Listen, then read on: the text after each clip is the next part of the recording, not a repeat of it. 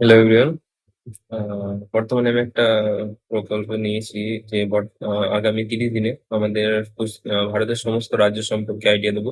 এর পরবর্তীতে যে সমস্ত ইম্পর্টেন্ট প্রতিবেশী দেশ আছে সেই সমস্তগুলো, এবং পরবর্তীতে বিভিন্ন বিদেশের যে সমস্ত ইম্পর্টেন্ট দেশ যেমন ইউএসএ, রাশিয়া, চায়না, জাপান, এই সমস্ত দেশ সম্বন্ধে কিছু আইডিয়া দেবো। তো আমার প্ল্যান আগামী 50 দিনের ভিতরে সমস্ত জিওগ্রাফির যে সমস্ত ইম্পর্টেন্ট দেশ বা রাজ্য অংশগুলো আছে, কোনটা কর্কটক্রান্তি রেখা ছেদ করে না করে ইত্যাদি সমস্ত কিছু আমি এই ভিডিওর ভিতরে কভার করে দেবো। তো বর্তমানে আজকে যেটা করছি সেটা আমাদের নিজের রাজ্য পশ্চিমবঙ্গ। তো পশ্চিমবঙ্গ শুরু করার প্রথমেই বলি, পশ্চিমবঙ্গ একমাত্র রাজ্য যার উপরে হিমালয় আছে এবং নিচে আমাদের সমুদ্র আছে। একমাত্র রাজ্য, এছাড়া কোনো রাজ্যের ভিতরে নেই। এছাড়া পশ্চিমবঙ্গ এমন একমাত্র ইউনিক রাজ্য যার নিজের রাজ্য, সে একটা রাজ্য হিসেবে তো সফল আছে, এবং সে একটা নিজের দেশ হিসাবেও সফল হওয়ার ক্ষমতা রাখে। কারণ একটা দেশ হতে গেলে প্রধানত তার নিচে জলের সঙ্গে মানে সমুদ্রের সঙ্গে বাউন্ডারি শেয়ার করতে হবে। দ্বিতীয়ত তার বিভিন্ন সে একটা দেশের সঙ্গে বাউন্ডারি শেয়ার করলে হবে না, বা বিভিন্ন রকমের কয়েকটি দেশের সঙ্গে সঙ্গে বাউন্ডারি শেয়ার করতে হবে। সেই রকমই পশ্চিমবঙ্গ আমাদের বাংলাদেশ, নেপাল, ভুটান তিনটে দেশের সঙ্গে বাউন্ডারি শেয়ার করে। তো বাউন্ডারির কথা হলো, এবার পশ্চিমবঙ্গের ভূগোলের সম্পর্কে কিছু কথা আগামী 5 মিনিটের ভিতরে আমি সম্পূর্ণ করে দেবো আশা করি। পশ্চিমবঙ্গের সব থেকে ইম্পর্টেন্ট যেগুলো হচ্ছে, প্রথমে বলি পশ্চিমবঙ্গের রাজধানী। আমরা সবাই জানি কলকাতা একটা নিজের জেলাও এবং পশ্চিমবঙ্গের রাজধানী শহর হিসেবে গণ্য হয়। কলকাতার মধ্যে মেট্রোপলিটন শহর যেমন দুর্গাপুর, আসানসোল আছে, ওদিকে আমাদের শিলিগুড়ি আছে। তো এইরকম যে ইম্পর্টেন্ট শহরগুলো আছে আমাদের, তাই না? তো কলকাতা যেমন পশ্চিমবঙ্গের রাজধানী, তেমন এটা বলে রাখি যে অনেকে এই ভুলটা করে যে যখন আমাদের জিজ্ঞাসা করে সেক্স রেশিও বা আমাদের লিঙ্গানুপাত কোন জেলায় সব থেকে কম, অনেকে হয়তো কলকাতা যেহেতু একটা বড় শহর, তো সেক্ষেত্রে এর লিঙ্গানুপাত নিশ্চয়ই কম হবে না। এই জায়গাটাই ক্যাচ, যে পশ্চিমবঙ্গের সব থেকে কম লিঙ্গানুপাত তার আছে আমাদের কলকাতা আছে। তো এটা মাথায় রাখতে হবে। তো আরেকটা ইম্পর্টেন্ট যেটা হচ্ছে কর্কটক্রান্তি রেখা। ঠিক আছে, কর্কটক্রান্তি রেখা আমি চেষ্টা করছি দেখানোর। কর্কটক্রান্তি রেখাটা একটু ওয়েট করো। আচ্ছা, ওটা পরে কোনো একটা ভিডিও দেখবো। ঠিক আছে, এটা একটু টাইম লেগে যাবে, আমি টাইমের ভিতরে শেষ করতে চাইছি। তো পশ্চিমবঙ্গের কর্কটক্রান্তি রেখা যেটা যাচ্ছে ঠিক এই বরাবর যাচ্ছে, কোন কোন জেলার উপর দিয়ে যাচ্ছে আমরা দেখি। আর সেখানে দেখাচ্ছে না, যদিও আমি বলে দিতে পারি চাপগুলো সেরকম। তো পশ্চিমবঙ্গের যে সমস্ত জেলাগুলি ইম্পর্টেন্ট, তার মধ্যে উত্তরবঙ্গের দার্জিলিং জেলা খুবই ইম্পর্টেন্ট। কেন? এর প্রধান প্রধান ইম্পর্টেন্স হচ্ছে এটা হচ্ছে আমার পশ্চিমবঙ্গের একমাত্র হিল স্টেশন। দ্বিতীয় হচ্ছে পশ্চিমবঙ্গের যে জগৎ বিখ্যাত চা, দার্জিলিং চা, এবং জিআই ট্যাগ প্রাপ্ত প্রথম জিআই ট্যাগ প্রাপ্ত কিছু হলে সেটা তো দার্জিলিং এর চা, সেটা আমাদের পশ্চিমবঙ্গে পাওয়া গেছে। পশ্চিমবঙ্গের দার্জিলিং এর চা জগৎ বিখ্যাত, স্বাদে গন্ধ, সেটা আমরা সবাই জানি। এছাড়া উত্তরবঙ্গে যেহেতু আমাদের মুর্শিদাবাদের উপরে বা ফারাক্কা ব্যারেজে গঙ্গা নদী আছে, তার উপরে ভাগে উত্তরবঙ্গ, নিচে ভাগে দক্ষিণবঙ্গ বলে। তো উত্তরবঙ্গের আরো কিছু ইম্পর্টেন্স এর মধ্যে হচ্ছে এখানকার নদী ব্যবস্থা। এখানে নদী ব্যবস্থার মধ্যে ইম্পর্টেন্ট কিছু নদী হচ্ছে তিস্তা নদী। তিস্তা নদী হচ্ছে পশ্চিমবঙ্গের এমন একটা নদী যার সঙ্গে আমাদের বাংলাদেশের সাথে সরাসরি সংঘর্ষ। ওকে, এটা বাদ দিলাম। এটা ছোট একটা পয়েন্ট মাথায় রাখতে হবে। আর দ্বিতীয় হচ্ছে আমাদের পশ্চিমবঙ্গের সাথে শেয়ার করছে বাউন্ডারি কে শেয়ার করছে আমরা এখানে দেখতে পারি। এই যে নদীটা, এই নদীটার নাম হচ্ছে শঙ্কর শিবার। শঙ্কর শিবার শঙ্কর শিবার যেটা করছে আমাদের পশ্চিমবঙ্গের সঙ্গে আমাদের আসামকে ডিভাইড করছে। মানে যদি একটু দেখবে, উম, এই নদীটার হচ্ছে শঙ্কর শিবার, আসাম আর পশ্চিমবঙ্গের বর্ডার এইখানে হচ্ছে আমাদের।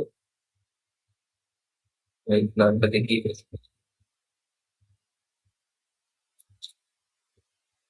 শঙ্কর রিভার। যাই হোক, আর এটা করে নেবো শঙ্কর রিভার। এই হচ্ছে পশ্চিমবঙ্গের উত্তরবঙ্গের কিছু ভৌগোলিক অবস্থান। এছাড়া আমাদের এখানে জলপাইগুড়ির জলদাপাড়া আছে, এবং বিভিন্ন অন্যান্য সমস্ত ন্যাশনাল পার্ক বলো, তো অভয়ারণ্য সেগুলো আছে। দ্বিতীয়ত হচ্ছে আমাদের রিভার গঙ্গা। পশ্চিমবঙ্গের প্রধান নদী হচ্ছে গঙ্গা, এটা একদমই ভুল। পশ্চিমবঙ্গের প্রধান নদী গঙ্গা না, পশ্চিমবঙ্গ প্রধানত হচ্ছে ভাগীরথী হুগলি। আমাদের মাথায় রাখতে হবে যে ফারাক্কা বাঁধে আসার পর আমাদের গঙ্গা নদীর নাম পরিবর্তন হয়ে গেছে, যেটা বাংলাদেশে চলেছে সেটার নাম হচ্ছে পদ্মা। এটা আমাদের ভারতের দিকে চলে যাচ্ছে, সেটা হচ্ছে ভাগীরথী হুগলি। অপশন অনেক সময় থাকবে গঙ্গা থাকবে, ভাগীরথী হুগলি, দুটি থাকবে। যদি দুটো থাকে, যদি দুটোর মধ্যে শুধু গঙ্গা থাকে তাহলে গঙ্গায় যাবো। আর যদি গঙ্গা না থাকে, শুধু ভাগীরথী হুগলি থাকলে ভাগীরথী হুগলি হবে, এটাই অ্যাকচুয়াল। আর যদি থাকে দুটোই অপশন থাকে তাহলে কোনটা দেবো? এটা হচ্ছে যদি আমাদের দুটো অপশন থাকে তাহলে কোনটা দেবো? সেই ক্ষেত্রে আমরা এটার নাম দেবো হুগলি নদী বা ভাগীরথী হুগলি। সেই ক্ষেত্রে আমরা কিন্তু এটা গঙ্গা হবে, কিন্তু এই যে আমাদের নাম ভাগীরথী। আমরা যদি পড়েছি যেহেতু আর একটু দেখবো, এইটা হচ্ছে আমাদের মায়াপুর। মায়াপুর হচ্ছে নদীয়া জেলার একটা তীর্থস্থান, যেটা হচ্ছে বৈষ্ণব গৌড়ীয় বৈষ্ণব ধর্মের ক্ষেত্রে উল্লেখযোগ্য। মায়াপুর হচ্ছে পৃথিবীর সব থেকে বড় ইসকন টেম্পল, বা ইসকনের ইসকনের যে হেডকোয়ার্টার সেটা আমাদের মায়াপুর। মায়াপুরের ফেরিঘাটের একটা ইম্পর্টেন্স হচ্ছে, এখানে হচ্ছে হুগলি নদী আর এখান থেকে কৃষ্ণনগরের বিখ্যাত জলঙ্গি নদী এসে মিশে। এইখানে এসে দেখলে দেখতে হবে দুটো জল পুরো আলাদা এবং স্পষ্ট হয়ে যাচ্ছে। পশ্চিমবঙ্গ যেহেতু নদীমাতৃক সভ্যতা, নদীমাতৃক একটা রাজ্য, তো এইখানে প্রচুর পরিমাণে চাষ আবাদ হয়, বিশেষ করে ধান, পাট, গম, তুলো, সমস্ত কিছু চাষ হয়, ঠিক আছে। বিশেষ করে আমরা যে এখানে একটু একটু লক্ষ্য যদি করি, এই এই এরিয়াটা, এই পুরো এরিয়াটা একটু সবুজ বেশি এবং প্লেন এরিয়া। কিন্তু আমরা যদি এটার পশ্চিম দিকে যাই, পশ্চিম দিকে কি আছে? ধান বা আমাদের দুর্গাপুর, পুরুলিয়া, বাঁকুড়া, বর্ধমানে কিছু অংশ, এইসব গুলো হচ্ছে ছোটনাগপুর প্ল্যাটের অংশ। এই সমস্ত ক্ষেত্রে ভূমিরূপ আলাদা, এবং আমাদের এই গ্রেট প্লেনে ভূমিরূপ আলাদা। আচ্ছা, বোঝা গেল?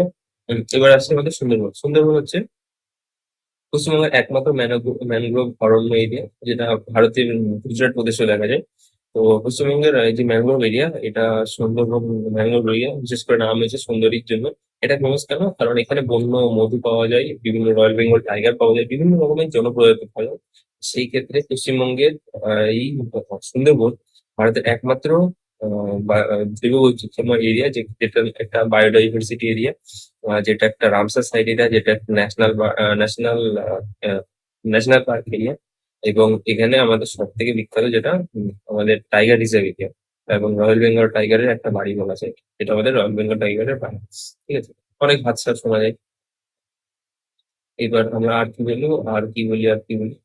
পশ্চিমবঙ্গের সব থেকে বড় জেলা, যেটা আমি ছোটবেলায় পড়েছিলাম, আমার এখন মাঝে মাঝে ভুলে যাবো, সেটা আমি বর্ধমান বলে থাকি। কারণ পশ্চিমবঙ্গের যেটা আমাদের কিছুদিন আগে যে ডিস্ট্রিক্ট গুলো ডিভাইড হলো, সেখান থেকে বলতে পারি পশ্চিমবঙ্গের বর্তমানে সব থেকে বড় সেটা হচ্ছে দক্ষিণ চব্বিশ পরগনা, সাউথ চব্বিশ পরগনা ঠিক এই জায়গাটা আছে, ঠিক আছে।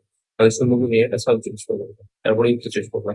উত্তর চব্বিশ পরগনার সম্বন্ধে বলি, উত্তর চব্বিশ পরগনা ভারতের যত সম্ভব দ্বিতীয় সব থেকে জনবহুল জেলা, এবং আহ, পশ্চিমবঙ্গের সব থেকে জনঘনত্বপূর্ণ জেলা সেটা হচ্ছে উত্তর চব্বিশ পরগনা, নর্থ কলকাতা, উত্তর চব্বিশ পরগনা, ঠিক আছে। আর যদি আমরা বলি আহ তোমার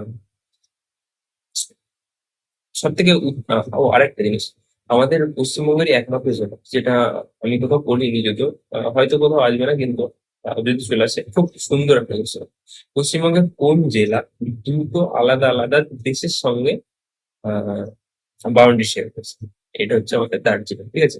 দার্জিলিং একটা নেপালের সাথে, একটা বাংলাদেশের সাথে, নট ভুটান, নেপালের সাথে বাংলাদেশের সাথে। ঠিক এই এরিয়াটা দার্জিলিং এর, ঠিক ঠিক আছে। তো এই শিলিগুড়ি বা এরকম বলো, এই এরিয়াটা দার্জিলিং এর সাথে, সেটা এইদিকে নেপাল, এদিকে বাংলাদেশ, এখানে দার্জিলিং। তো এই ছিল আপাতত, কিছু কিছু হয়তো বলছি। একটি বড় ভিডিওতে আমি সমস্ত কিছু জানিয়ে দেবো। Thank you. পরবর্তী ভিডিওতে আবার দেখা হবে। Okay, by.